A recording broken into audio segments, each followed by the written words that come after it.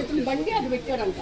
బండి పెట్టిన అసలు శబ్దంగా రాలేదండి. వెళ్ళి తీసేసుకుని ఒక్కడే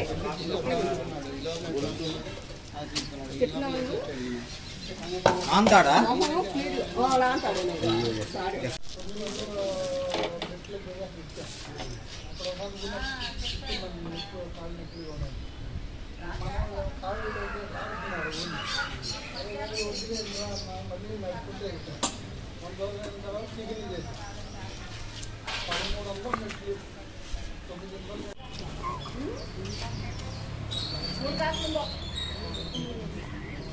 ఇంకా బంగారం డబ్బులు అయ్యి చకారం దాంట్లో పని చక్కెర పెట్టారు కనబడుకోకుండా అయ్యగారు పట్టుకెళ్ళిపోయేవాడు. చక్క చేతులతో వెళ్ళిపోయేవాడు. పండుగ ఉంగరాలు అల్లి అమ్మవారి సూత్రాలు అవి తీసి చక్కెర కింద పెట్టి తోముకుంటున్నారంట.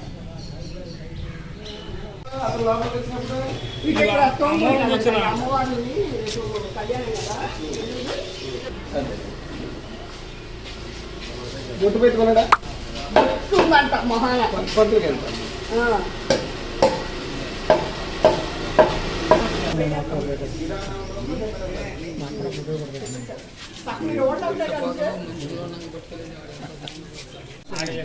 సామి గారితో మాట్లాడారు.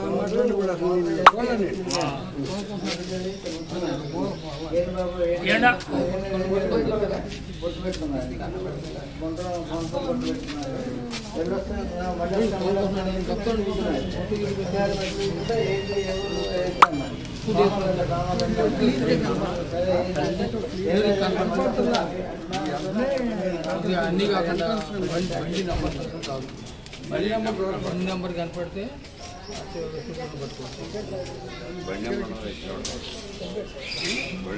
సీసీ కెమెరాలో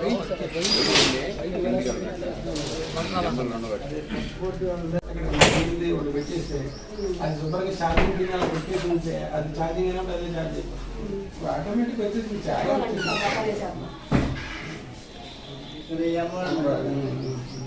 ఇవన్నీ అలాగే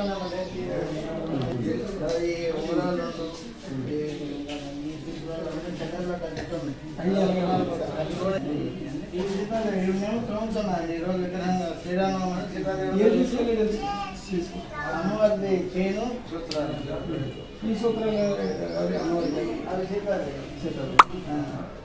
అవి కేవలం తాగుతూ పాడైపోతాయి ఉంగరాలు అన్ని దాని కింద పెట్టాం. అంటే అవి ఇక్కడ పెట్టారు కాబట్టి చూడలేదు. అంతే అంతే. ఇక కంగారులో ఏం తీసుకోకుండా బిల్లు ఇచ్చారు, బిల్లు ఉన్నారు, బిల్లు ఇచ్చారు.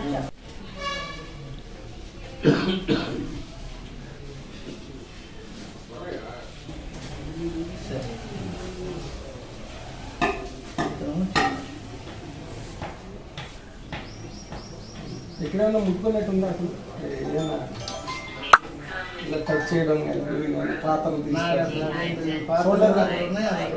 మీరేం చూడలేదు?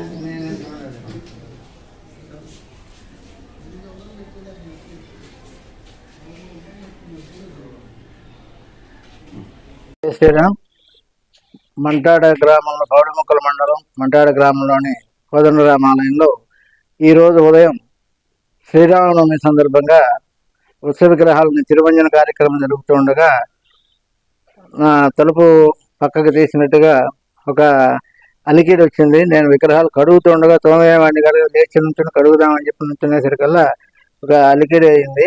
ఏమిటా అని చెప్పి చూస్తే ఒక వ్యక్తి నుంచుని ఉన్నాడు. ఏంటి బాబు ఏంటి అంటే ఏం లేదు మళ్ళీ వస్తాను కంగారు పడుతూ అతను కిందకి మెట్లు దిగి ఎడుతున్నాడు. ఏ ఊరు ఏంటి అని చెప్పంటే పామర్రు అని చెప్పని అన్నాడు. అలా అంటుండగానే బండి స్టార్ట్ చేసుకుని వెళ్ళిపోయాడు. ఏంటో ఇట్లా కంగారు పడుతున్నాడు, ఏంటి భక్తులైతే కంగారు పడ్డు కదా అని చెప్పి నేను లోపలికి ఆలయంలోకి లోపలికి వెళ్ళి చూసేసరికల్లా ఒక సుమారుగా 15 గ్రాముల 950 మిల్లీగ్రాముల బంగారపు గోదాదేవి మెడలో ఉన్నటువంటి చైను సూత్రములు కూడా అవి కనపడలేదు. అందుకోసం వెంటనే మళ్ళీ నేను గ్రామస్తుల్ని వాళ్ళని కూడా పిలిచి చెప్పడం జరిగింది. చెప్తే అందరం కూడా సీసీ కెమెరాలో చూడటం, దాని ద్వారా మళ్ళీ సిఐ గారి వాళ్ళకి ఫోన్ చేసి అందరికీ కూడా చెప్పడం జరిగింది. జై శ్రీరామ్.